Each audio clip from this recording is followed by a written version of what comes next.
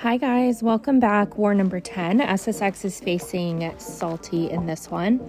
And I have a really good friend over in Salty, so it was fun to kind of keep tabs on each other during this war. But first up here, I have a Killmonger. I'm on path 2. This is not a great placement for Killmonger, honestly, because he gains power so fast that if you were like truly playing the strike counter node and needed to get specials in, it's really easy to do that. I'm actually not going to throw any specials here. I won't really need to. And all in all, it's a really easy fight for Omega. I am watching strike counter and I'm being mindful of it. But towards the end here, he's getting a Fury and the fight's almost over, so I don't really care. And yeah, that's about it. Pretty easy matchup there. And then I have a Korg on the next strike counter node, power focus 1. And this is also obviously really great fight for Omega. This was just an Omega path, honestly. But yeah, this one does have strike counter as well as power focus 1. So I'm going to play into strike counter for the most part, but Korg doesn't hit very hard even when he has a couple of those Furies up. So it's not like the end of the world. And as you can see there, I eat an unblockable special 1. I just wasn't ready for it.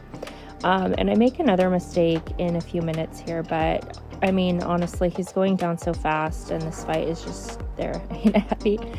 This fight is just very like safe and low danger for Omega.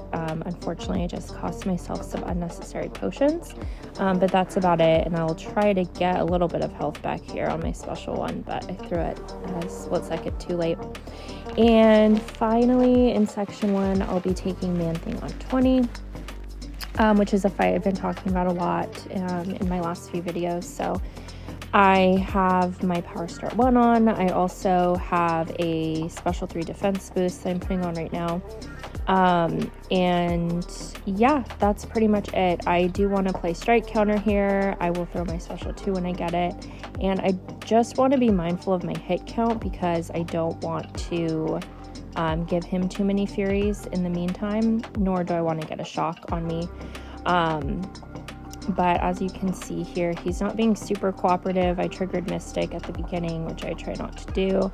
And this got a little sketchy, but fortunately he threw that Special 2 right away. I'll throw my Special 2 to reset strike counter. There's the shock that I was trying to avoid, but that is all right. He is down, and that was a pretty clean one. As I've said, I've been kind of working through my strategy on that fight, so not too bad overall.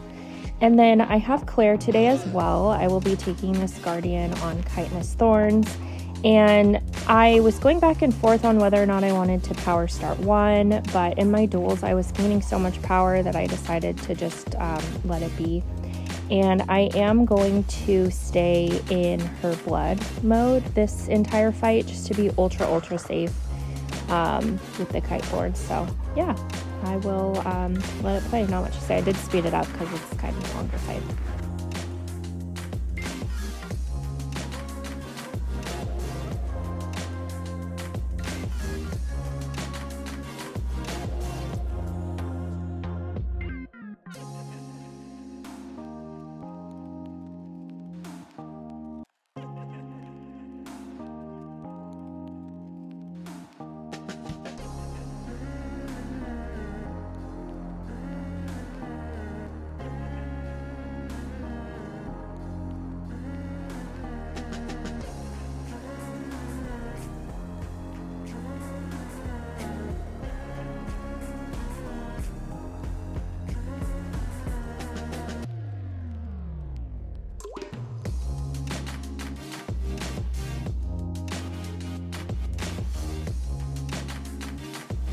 Okay, overall not bad, very safe fight for Claire, love that.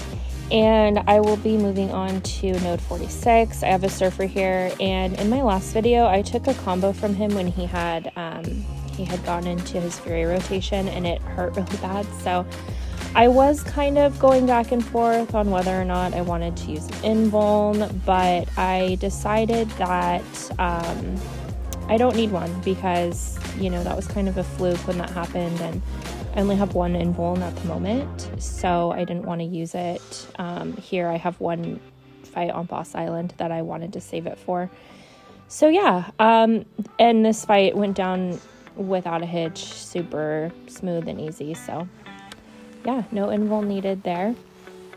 And super long loading time coming out of this fight, but there we go, we're all good. Moving on to Boss Island, I'm taking Dragonman on Stunning Reflection, Polka Dot Power with Claire.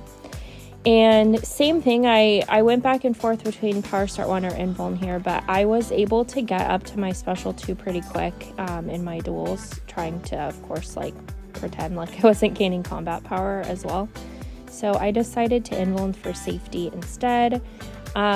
He is a tricky placement here because, you know, it's hard to avoid his heavy without triggering a dex.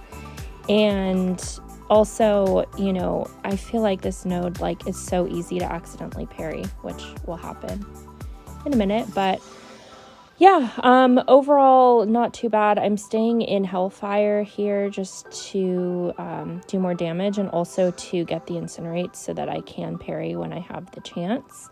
But defensively, Dragonman can be a little bit of a pain because he pretty much always has power. So it's hard to kind of get those openings in even when you have them. So I'm just rotating my Special 2s.